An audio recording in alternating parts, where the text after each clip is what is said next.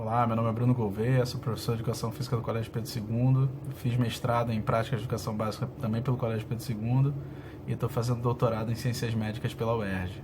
A dissertação, o nome é Ensinar conceitos de saúde na escola, uma história-ferramenta fundamentada na autorregulação, e o nome do produto educacional é As Escolhas de Agostinho, uma história-ferramenta para ensinar a autorregulação para a saúde na escola. Então, para responder as duas perguntas, a primeira é como que os construtos da TSC contribuem para a minha prática pedagógica. Eu também, acho que como muitos de vocês, eu só aprendi durante o mestrado mesmo, nunca tinha ouvido falar em TSC, em autorregulação, autoeficácia, essas coisas. Aí, basicamente, o que eu uso, que eu acho fundamental assim, para as aulas de educação física, eu uso a autorregulação e pensando na lógica que a Eveli fala bastante, né, de como que os alunos se enxergam enquanto estudantes. Só que eu uso também um modelinho, uns parâmetros de uns professores lá do Canadá, de um blog que eu sigo dos caras, que eles estabeleceram acho que uns 10 ou 14 perfis de estudantes. Aí tem o estudante que é mais crítico, o que é mais engajado, quer fazer todas as atividades, o que é disciplinado, o que não quer fazer nada, e assim por diante. São uns 10, 14 perfis. Aí a partir desses perfis eu escrevo descrevendo quais são os perfis, eles têm que escolher um deles.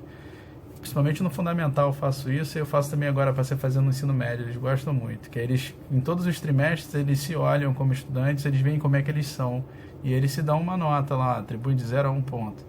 Mas a ideia que eu falo para eles não é para eles darem a nota, é mais para eles se enxergarem como estudantes, que aquilo ali se aplica a qualquer matéria, que é a lógica da autorregulação da aprendizagem mesmo. Então, essa observação se aplica para contexto de quadra, dando exemplo de atividade na quadra, de como é que ele lida numa atividade em grupo, uma individual, se ele lida bem com frustração ou não, se ele se engaja para fazer ou não, o que ele pensa antes de fazer e assim por diante, e como é que ele lida com as emoções dos conflitos que na aula de Educação Física tem o tempo inteiro, né? Conflitos positivos, de consenso e de dissenso também, né? Aí é para eles lidarem com as emoções nas aulas, assim, é para avaliarem isso, como é que eles lidaram, se foram bem ou mal, e assim por diante, da justificativa de tudo, atribuição o tempo inteiro. Outra coisa que eu uso, mas é mais no segundo trimestre, para o primeiro, segundo, terceiro ano, é para trabalhar saúde, que é o que a gente trabalha no segundo trimestre lá. Aí, se for no primeiro ano, eu trabalho com alimentação especificamente. No primeiro ano, não. Alimentação no segundo ano. Primeiro ano é atividade física. E no terceiro é uma visão de saúde muito mais abrangente, mais holística e tal, pensando justamente na lógica do terceiro ano de vestibular, que eles estão mais estressados e tal. É uma visão muito mais abrangente de saúde.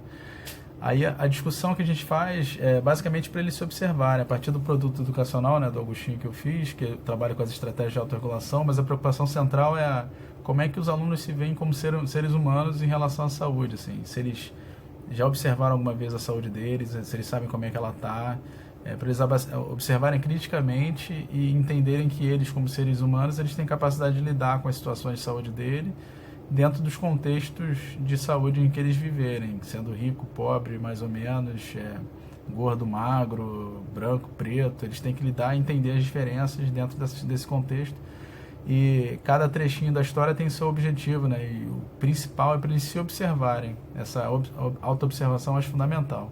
E para a gente como professor também, né? Essa auto-observação que está dentro do Play, de todos os modelos ciclos de autorregulação, que é para a gente planejar e avaliar as coisas o tempo inteiro, se deram certo, se não deram, dentro do objetivo que a gente traça. O nosso objetivo lá da Tijuca, meu e de todo mundo nosso, dos professores, a gente sempre está pensando no que é o melhor para o aluno. Então as aulas que a gente fez nos anos anteriores, a gente sempre reavalia os nossos planejamentos, a gente avalia em conjunto, e sempre vendo o que deu certo, o que não deu, o que eu posso fazer ou não posso, e o que eu sei fazer ou não sei, quais são os meus pontos fracos e negativos. E dentro das coisas que a gente não sabe fazer e gostaria de fazer, a gente busca entre a gente, né, o que a gente poderia, quem sabe melhor alguma coisa para ajudar, auxiliar o outro, como é que o outro fez e tal. E assim a gente troca essas ideias, que isso tem tudo a ver com a busca de ajuda social, busca de apoio social e assim por diante. Em relação à autoeficácia, que é a segunda pergunta, eu sempre busco, dentro do que a Kátia ensinou a gente, né, avaliar minhas crenças de autoeficácia dentro da experiência direta. Agora eu observo minha prática que eu não observava como algo relevante. E sempre fico vendo o que deu certo, não deu certo, e ajusto em função desse processo, assim. E eu sempre observo os outros, como é que eles lidam com essas atividades, como é que eles fazem, e assim por diante. É assim que a gente pensa a autoeficácia também. Então é isso. Tchau, tchau.